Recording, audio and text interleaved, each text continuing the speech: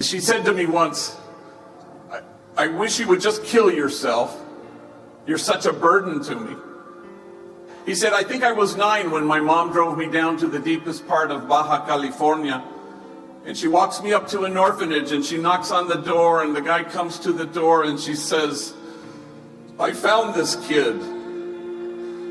And she left me there for 90 days until my grandmother could get out of her where she had dumped me, and my grandmother came and rescued me. My mom beat me every single day of my elementary school years with things you could imagine and a lot of things you couldn't. Every day my back was bloodied and scarred. In fact, I had to wear 3 t-shirts to school each day. First t-shirt because the blood would seep through, and second t-shirt you could still see it. Finally, the third t-shirt you couldn't see any blood. Kids at school, they'd make fun of me. Hey fool, it's 100 degrees. Why are you wearing 3 t-shirts?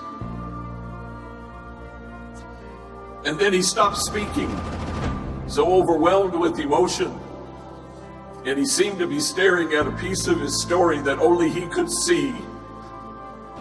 When he could regain his speech, he said through his tears, I wore 3 t-shirts well into my adult years because I was ashamed of my wounds.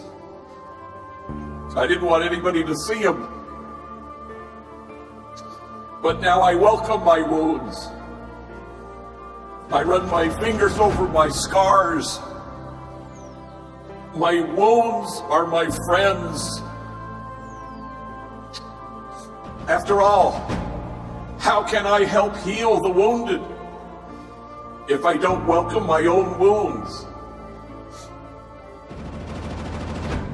And awe came upon everyone.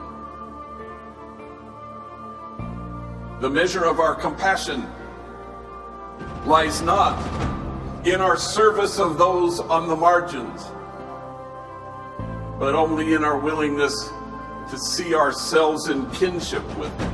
And indeed, you have to brace yourselves because people will accuse you of wasting your time. And you stand with the poor and the powerless and the voiceless.